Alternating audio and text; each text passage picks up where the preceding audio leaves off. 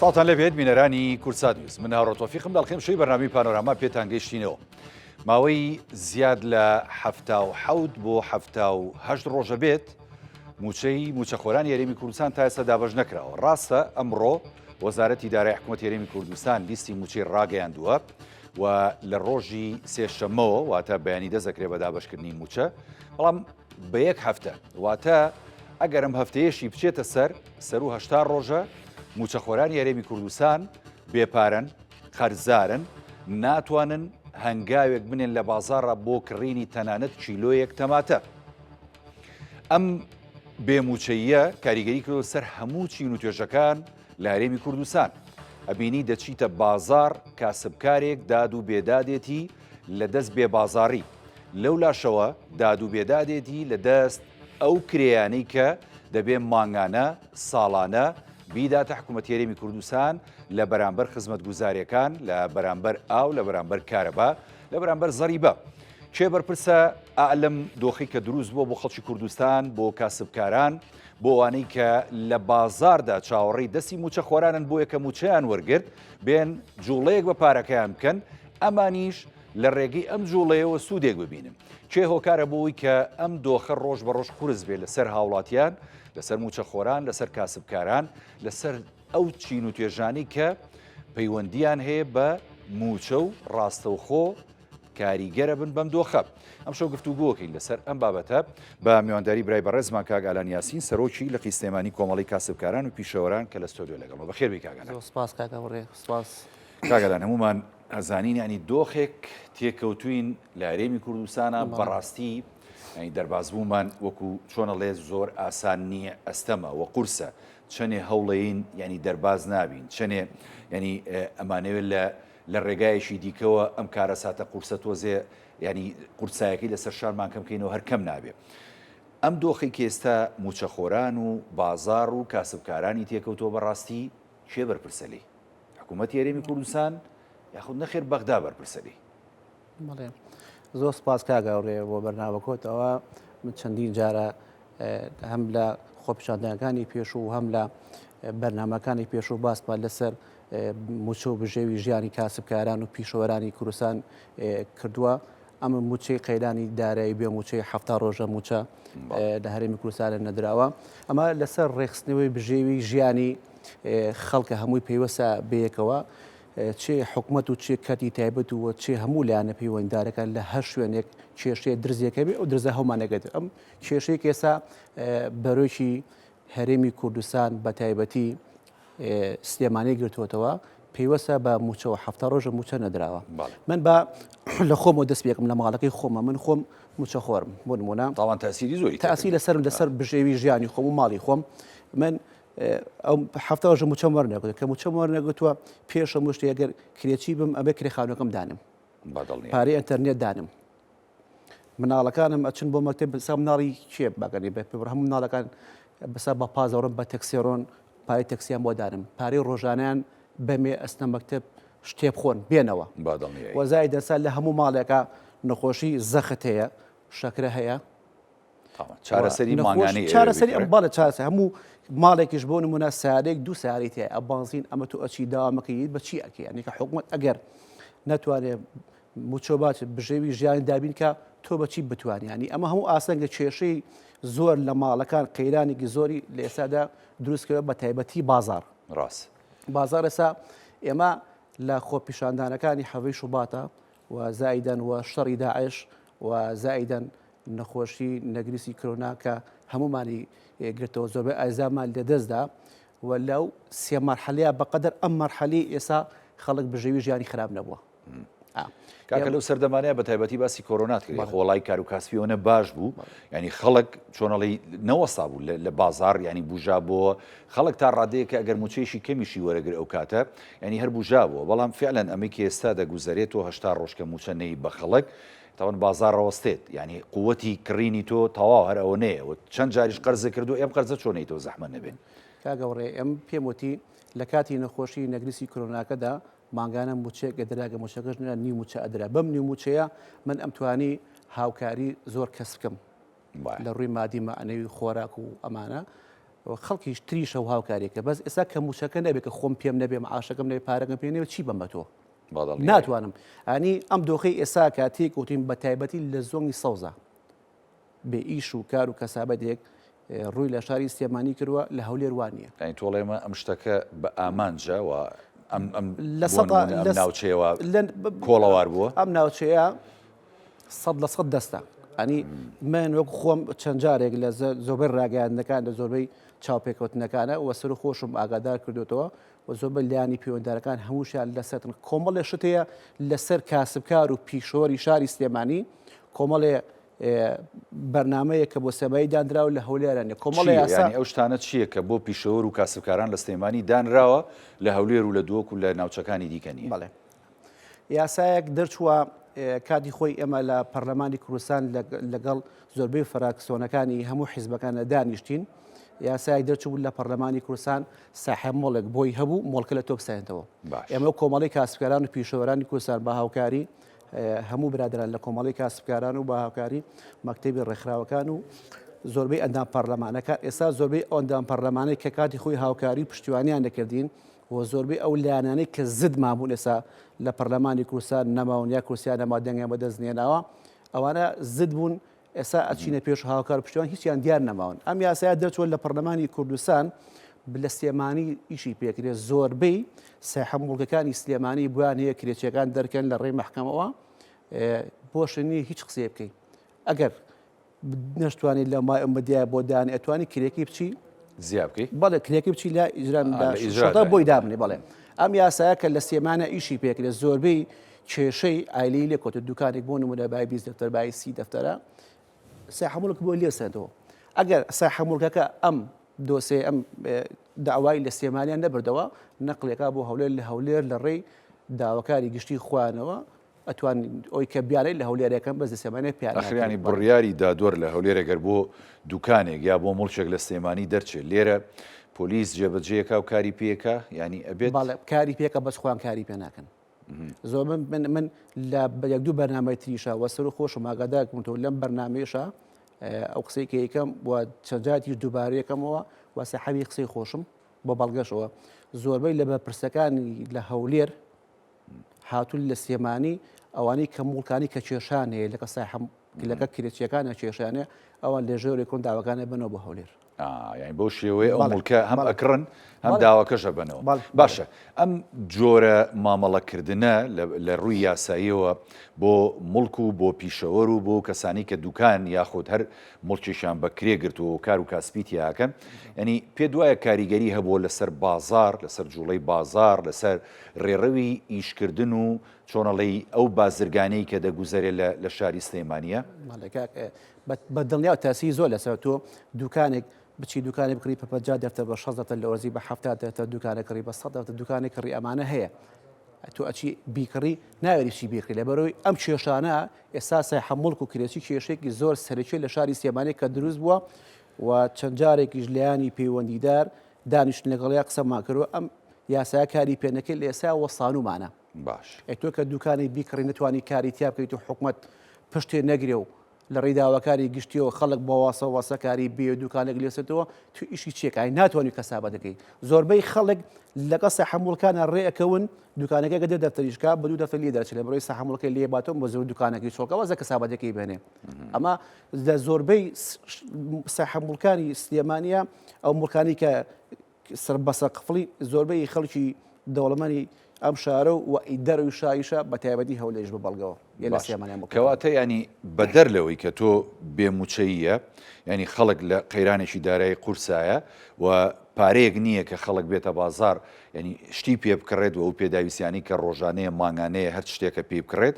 ینی ئەم گرفتانەشەیە کە ئێخەی کاسبکار و پیشەوەرەکانی گرتوتەوە باشە کەواتە ینی ئەم قسەیە تەواوە کە دەڵێن لە سلێمانی گرفت بۆ پیشەوەران و کاسبکارانیش دروست کراوە لە سەر و خۆیان و لە هەولێرەوە بۆیە وای کردووە حرەکە و جوڵەی بازرگانی لەم شارەش بوەستێ ئەی حەل چییە باشە بۆ ئەو کار هەوڕێ ئەمە چەند جارێک یادەشمانیاتە بە لایانی پەیوەندیدار کە کار لەسەر ئەمە بکرێ ئەنی لە یادداشتەکە کە ئەگاتە شوێنی خۆی یاکە تەنەخۆڵەکەەوە یا لە هەولێر جوان لێ ناجریا ئیشی لەسەر ناکەن باشەمە ئیشی پەرلەمانە یا حکوومەتە ئەمە ئیشی پەرلەمانە ئەبێ پەرلەمان ڕاستیکات ئێمە زۆربەی ئەو برادرانی کە لە پەرلەمان و لە فدراسیۆنەکانی پێشووکە لە زدی ئەم حکومەت و دەسەڵاتێ بوون کۆپسیۆمون هەمویان ئێستا هیچیان نازانین لەکوێن بە دوایان ناگەڕن کاکە هاوکاریمان کە پشتیوانماکە لەگەڵم حیزبانی ترە لەگەڵ یەکێتی لەگەڵ پاتێ لە پەرلەمانە ئەم چارەسەرم کێشەکەن ئەمیا داشەمان نیاون تێ چارەسەری کەم بزانە گرفتەکەی لەکوێ بە هەمووتان و پێشوو زۆربەی حیزبانی کە لە پەرلەمان کورسیان هەبوو هاتنە پێشەوە سنگیان دەرپەرانیانی ئێمەش لەگەڵتانان ئێستا و حیزبانێکە کورسیان نەمەوە لە پەرلەمانە سامیان زدن و خواخوانە حکومەتە بڕوخێ و هیچیان دەسڵاتیان نەماوە و کورسیان نەماوە و زدی دەسڵات و حکومەت. طبعا ئێوەکو لاعینلقی سلێمانی کۆمەڵی کاسبکاران و پیشەوەران ینی ڕەبتان هەیە بە حکوومەتی خۆجی پارێزگای سلێمانیەوە حکوومەتی خۆجی پارێزگای سلێمانی چ کاراسانیشی کردو بۆی کە پیشەوەر و بازرگان و هەروەها کاسبکار لە شاری سلێمانی لەم قەیرانە قورسەی داراییشە ینی بتوانێت هیچ نەبێت جوڵەیەکی بازرگانی هەبێت یاخود کاسبەکەی نەوەستێ یاخود سەرچاوی بژێویەکەی کە ئەوی ژۆک و جەناب دامەژت پێدا دوکانێک سەرچاوی بژێوی لەوە چێت چەند خێزانێک بێ کە نەوەستێت هاوکاری هەیە بۆ ئەم بابەتە کاراسانیتان بۆ کراوە لەگەڵ ئەو قورسایی کە لەسەرەوە لە حکوومەت یاریمی کوردستانەوە بۆتان دروستەکە بۆ بۆیان دروست کراوە ڕایکاگەڕێ حکوومەتی هەرێمی کوردستان بە تایبەتی بەس لە کاسبکار و پیشەوەرە لە بە کاسبکار و پیشەوەر ئەوێرێ بە خەڵکی سەر و کاسبکار و پیشەوە بە خەڵکە دەوڵەمەندەکە ناوێرێ کاسبکار و پیشەوەر ئێستا زۆربەی پێمەی دوکانەکانی بازار کرێچین بژێوی ژیانیان نەما حکومەت ئاوا کارەبایە زەریبەیە باجە لە هەمووشی مهمتر یەک شت پێم لەم لاسی لە بەرنامەکە بێدەران جوان لەم قسەی من بێ پێکەنیان بەم قسەی بێ لە دنیای خۆڵ و خاشاکی زەرەنگەر پاراکە زەرەنگەر خۆڵ و خاشاکی لەکوێ بوو وڵا زەرەنگەر ئەچی بۆ لە حەزەکەی سێریکی خۆڵەکەی بەس کلێنسەکەیە مانگانە 700,000 لێسن هەفتا بوو 800,000 لە زەرەنگەرە سەرن مەطعمێک ساحە مەطعمەکان داچی پێشانە خۆشی دێشم زیدی بن لە بازارە مەطعمێ مانگانە 20,000 خۆڵ و خاشاگەیە هەموو ڕۆژی پیکا بە خۆڵ و خاشاکی هەیە حکومەت پارەی ئاو کارەبا زەریبا ڕسومات ئەمانە هەموو لەسەر ئێمە زیاکە تا ئێستا حکومەت چی کار ئاسانێکی بۆ کاسبکار و پیشەوەر کردووە پارەی ڕسوماتی بۆ کەم کردمیتەوە قەرزەکەشە بۆمانەکە بە پێشش قیست لە 26 ماگاڵێگەنی کارەکەەوە بڕم دوکانەکە و لێسنەوە زۆرزی کارەباوانەتان بۆ کا بە پێ بەڵێ بەڵێ بەڵێ ئیش نەبێ کەسابەت نەبێ ئاژ نەبێ من پارەی کارەوە بچی بم یەکشتی تری زۆر مهم زۆربەی ئەو دوکانی کە لە بازارڕ ئیشەکەن بۆ نمونە سێ کەسن بۆ نەوە سێ بەران ساحب دوکانێک و دوو شاگردیانەیە باوەڕەکەی بەیانی ساحب دوکانەکەی خۆی لە ماڵەوە نانەخوات یەتا نیوەڕۆ بەدیلەکەی لە ماڵەوە نانەخوا ساحب دوکان تۆ ماڵەوە نانەخوا پارەی پێنە چی بکە بڕۆ بازارڕە ئێسا وەکو سەدەمی کۆرۆناکەی لات و کەس نارە بە بازارڕ بڕە کاگەورەکەم مەعاژ وەرنەگرم پارەم پێ بچم بە بازار چی بکەم ناتوانم قەمسەڵێ کڕم بلووسێ کڕم چاکەتێک کڕم نانێ بەدڵی خۆم چای بخۆم ئەچکام مەتەمە لە سێمانە ناقی زۆر هەوازامێ سادێ بە 3000 یخوا خەڵکی سێمایش ئێستا ئەوزام کات ئەوەی پاران پێ بۆ دەوڵەمە بوو ئێستا خوا لە ڕوێن ناسادە بخۆن وڵح بە دڵنیایە ناخوێر ینی وەکو کابرای خوافیکا وزە مردیش کەڵێ ئەگەر ڕاتب نەبێ حرەکە نییە کارە ساتە بە حەق نازانانی هەنگاوەکان ێستا خۆتا ڕاستە لیستی موچە ڕاگەێنراوە بەڵام ئێتۆ موچەی مانگی چەنی دێ موچەی مانگی دێ تۆ 11 ئەیوا 12 شیاتە سەر ئێمە گەر بۆ نمونە کابرا گەر مۆزەف بێ یا مامۆستا بێ یا هەر فەرمانبەرێک بێ ئەخۆگە کرێکی بێت جارێ بێ بچێ ئەم کرێکانی لێبە ئەگە قەرزی کردێ بێ قەرزەکانی سافکە کەواتە جارێ بە هیچ شێوە حرەکە ناکەوێتەوە بازار ینی ئەم جوڵێ ناکەوێتەوە بازار کاسبکار و پیشەوەر ئەم ئیشەی نابێ سیارەکەی شکابێ کابرا ناچێتە لای پیشەوەری سیارەکەی چاکە پێویستی بەوە بێت کە بۆ نمونە زۆپاکی پلیتەیەشی بگۆڕێ ناچێ بیگۆڕێ بە حەقت ینی باشە ئەگەر بۆ نمونە ئەم موچەیە هەروە بەردەوام بێت دۆخی کاسبکار و پیشۆر بەڕاستی لە شاری سلێمانی و لە دەوروبەری چی لێت کاگالە زۆربەی من چەند جارێک داوام کردووە لە بەلانی پێتاڵێ زۆربەی مینە جوانەکانی شاری سلێمانی هەمووی مالێ دەست چوو هیچی نەماوە لە ناوچوو بەڵێ بە ئاسنگەر و بە دارتاش و بە کوورەچی و بە دەڕابەتی جاران ئەچون بۆ لای کوورەچێ داسێک مەقەسێکی بۆ تیژەکردنەوە ئێساوە نەمەوە شتەکەل لە سینەوەی بە توێ بە 4000 بە 5000 کاگەورە چی کاسبکار و پیشەوەری کوشتووە کە لە ئێستا ئیش نییە هاوردە و هەناردەی شتی سینی گەورەترین گرفتی سینی و چەند جارێک داوام لە حکومەت کردەوە لایانی پەیوەندیداکەوە لە جەنابی کاقوبات لە نووسی کاقوبات و لێرەشۆ لە کورساتەوە بە جەنابی کاقوبات بۆ نووسی کاقوبات یاداشەمان تەسی نووسی کاقوبات کردووە شتی هاوردە و هەناردە سلێمانی نێشتووە خەڵکە جوانەکەی نەهێشتووە خەڵکی کاسبکار و پیشەوەری نێشتووە هەچی شتی هاوردە و هەناردەیە لە سێمانی هەمووی دەکەس بۆ 15 کەس لە ڕێی مەسول دەسەڵاتدار و قۆڕی خیانکردەوە خەڵکە فەقیر و هەژارەکە ئیش و کار و کەسابەتی نەبەوە بۆ نمونە معرەزێکی نوێنی شەشتاشی بە 350,000 لە ماڵەوە بە کلێپی کابەکە بۆ دەبەسێ وایە خۆمەوە بکڕێ لە ماڵی خۆمە باش 4 ساڵیشە هەمە ئێوەژە لە ستەیمانی دروست ناکرێت لە سین دروستەکرێ ئەوە لە سین و لە تۆکیا دروستەکرێ ئەچیت لای داتاشەکەی خۆمان 600 دلاری تێچی ئەمە بە 350 بە 4 سازا بێ بە 2 کاگەلان کەسداری لەوە نییە هاوردە هەبێت هاوردە هەر گرنگە ینی بەڵام تۆ ناکرێ هەموو پارەکەت بخێتە دەستی وڵاتانی ئەو بابەتی کە لی هاورداگە تۆ ئەم پارێگە لە ناوخی خۆتا بمێنێتەوە تا پیشەوە و کاسبکار و ینی ئەو دەزڕنگینی کە هەیە لە شارەکەیە ینی ئەم سوودی لێ بینێ دوجار بەڵام گرفتەکە ئەوەیە ئەگەر حکوومەت کاراسانی بکە لە ڕووی بۆ منۆک و تۆوتت ینی ئاو و کارەبا و زەری بۆ ئەمانە کەم کاتەوە خۆم کاسبکارش ئەتوانێت نرخەکەی خۆی دابشکێنێ وایە ئەگەر کەنتۆرێک بۆ شوێ کە تۆڵی لە دەرەوەی 350 دلار بێ ئەگەر لە ناوخۆ ئەم شتانی لەسەر نەمێنێ ئەم کاسبکارە یاخود ئەم بازرگانە یاخود ئەم دارتاشە ئێتوانێت ئێژ نرخەکەی دابشکێنێ وایەنە چێشتەکەی وڵاتی ئێمە قەیری خەڵکی وڵاتەکەی خۆمان نازانین خەڵکی دەزڕنگین و خەڵکی جوان لەم شارە هەیە هەمووی پەراوێز خراوە ئێمە چین خەڵکی ئێرانی و تورکی و سووریێنین لە دوکانەکەی خۆمانە دانێنی ئۆفیسێکی باشیان بۆکەینەوە گەرمی و ساردیشیان بۆ دانین و خاردنی ڕۆژانشیان بۆ دان ئەوان کێشەکان بەس ئەوەیە تێر بن ئەو پارەی ئێمە بۆ ئەوان زۆرە نیان بە خەڵکی وڵاتەکەی خۆمان بە خەڵکی کوردستانەکەی خۆمان دڵیان بە خەڵکی خۆمان بسووتێ بە براکانی خۆیان بسووتێ بە کەسەکانی خۆیان بسوێ لە بە ئەمانەی بینین کاریان پێ بکەین 20,000 بە ئێرانی بە سووریەکە کاکە با بسپێنجین بە یەک مشکلەش ینی من ێستا هەر لێرەوە ینی گلەیەک لە گەنجەکانی خۆشمانەکەم زۆر ئیش و کار و کاسبی هەیە لێرە ینی ئەو پێی ڕازی نابێ بیکا بە حەقەت خۆ چی بکە ینی ئەگەر کاسبکارێ بێت کەسێکی بیانی بێنێت بە پارەیەشی کەمترم ئیشەی پێ بکە خۆ تۆ ئەمە ینی کێشەکە خۆمانین بەڕاستی ینی بەکەم ڕازینین زۆرمان ئەوێت باشە بۆچی ئەگەر گەنجیشی ئێمە بچێتە ئەوروپا ینی هەموو ئیشێکەکات بەلایەوە گرنگ نییە بەڵام لە شارەکەی خۆتە بۆ ئەو ئیشە بەلایقی خۆت نازانی یا بە شایستی خۆت نازانی ئێمە گرفتەکەی بە حەقەت کاگەڕێ بۆ گەنجی ئێمە بە ئیش و کاری ئەم شارە ڕازینە لەبەرچی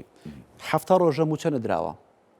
مانگی 11 و مانگی 12 کۆتایی هاتووە ئێمن کە پارەم پێ نەبێ بچم بۆ لای سەنعاچیەک بۆ لای داتاشێک بۆ لای ئاسنگەرێک بۆ لای وەسایەکی ئەلەمنیۆم یا بۆ دوکانێکی خەیاتی پەردە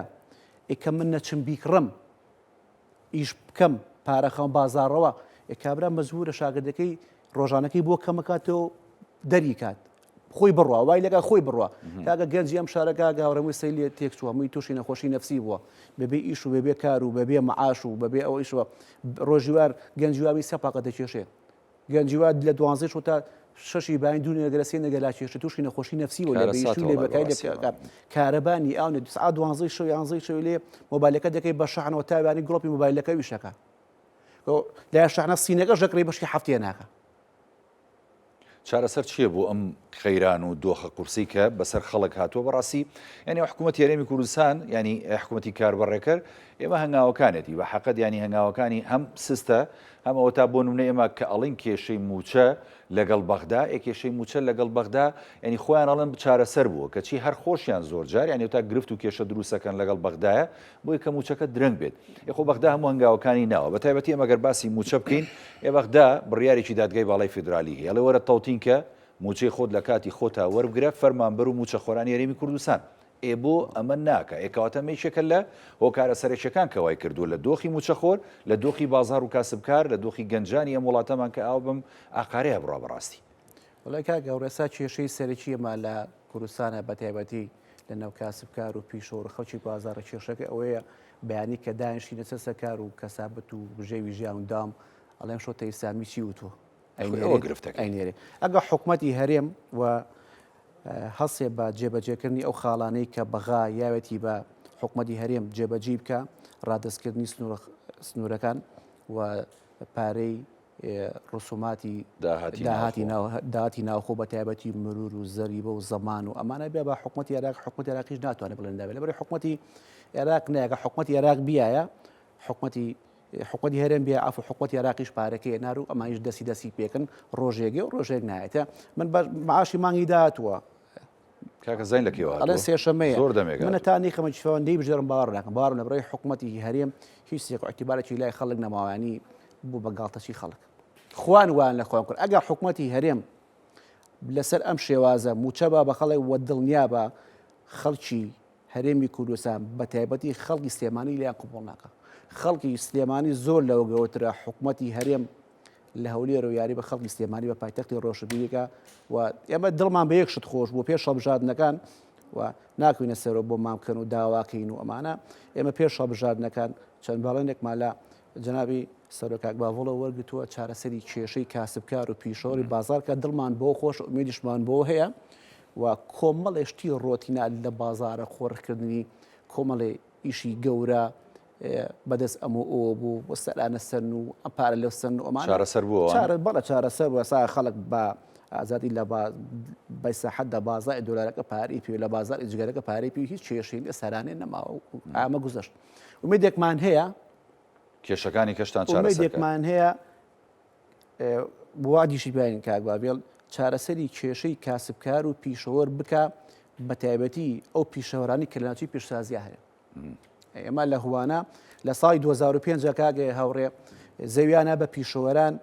لە ناو سنووری سلێمانی بچینە دەروی سلێمانی 2005 زۆربەی ئەو دوکانانەی لەژێر پردەکەی ناو بازار و چۆدەی دو بازار دوکانەکانە پارێکی زۆر باشیانەکرد هادین ئەرزێکیانیانی لە هوانە هەتا پاروپێرایش پێمان و ئەنفالەکە لەبەر کەس ناچوو بۆ ناوەیە بەزەسەوە نەماوە باش بوو تۆزێ خەدەمات و مۆزمێکی زۆری ماوە حکومەت ئەو زوانی کیان بە ئێمە زۆربەی ئەو پیشەوەران لەو سەردەمەکەیان بێمە 2005 2006 خەڵک سیارە فرۆش ئاتۆن و ژنەکەی فرۆش ئەو زێوانەی پێکەینەوە و حکومەتیش وەگرێبەستەکانمان تاوا بووە باوەڕکە کاگێ ئاوڕێ و شارانی سلێمانی ئەو قەرارانی کە لە وەزارەت لە وەزارەت لە هەولێر زۆر عزیەتمانین ینی پیشەوە تااقەتی ئیشی نەماوە ینی لە هەم لە تەحویلکردنی دوکانەکانیان هەن لە گرێ بەستەکانیان و هەم لە پارەکانیان و هەم لە پارەی خۆڵ و خاشاک خۆڵ و خاشاکی ئاسنگەر پیکا بێگەی ئاسنەکە و بارەکە چی لەو لای فرۆشێ چولەی بە 500 بە 750 حکومەتیژی لەم لەوە مانگی سیچ لە زاری خۆڵ لەسەر خۆڵەکەم پارەکە ئاسنەکەم پارەکە ئەلەمنیومەکەم پارەکە تەلەکەم پارەکە باش ئێوە ناتوان ئەمانە ینی ڕاستاڵی گیانومانەتە لایەنی بەرپرس بۆی کە پیشەوەر و کاسبکار و هەروەها ئەوەی کە هەیە لە بازارەکەیە بۆیە نەمرێت و تا ڕادەیەک جوڵەیەشیانتیا هەبێ یعنی ئەم داواکاریانە نەکراوەتە خاڵ نەدراوە بە یانی لایەنی بەرپرس بۆی کە کاری لەسەر بکە چۆن لە ڕابردووە تا ڕادەیەک نازام ینی ئەمە تا چەند شمولی کاسبکار و پیشەوەرەکە لە بازارە زەریبەت داشکێنرا لەسەر زۆرێک لە سێکتەرەکان پێما بێ بەزوازام بۆ خانوبەرە و ئەمانە بوو بۆ خانوبەرە بوو ئەمە ئەگەر بۆ نمونە تەسیری نەکردە سەر ئێوە یاخود شمولی کاسبکار و شتەکانی نەکرد کاگەلان بەدڵنیاو نەکرد ئێمە کەمکردنەوەی ئەو دوکانانی کە موچی وەزارەتی ئەوقافن یا وەزارەتی خوێندنی باڵان بۆ نمونە بازاڕی زێوەر بازاڕی عەسری کیلەکانیان لە ملیۆنێکەوە بۆ بە 9 ملیۆن لای حکومەت بەڵێ بە بەڵگە ساڵانەیە ساڵانە بچن بەیانی شارانی بچن لەسەر قسەکەی من بەیانی مقابلەی خەڵکم بزانە کری ساڵین تۆ دوکانی 9 ملیۆن چی لەکەی یەکشتی زۆر میمیش لە بازاڕە لە زۆربەی دوکانەکانی شاری سلێمانیە ئەو لۆگانەی پێش دوکانەکانیان هەیە بۆ نمونە ئەمە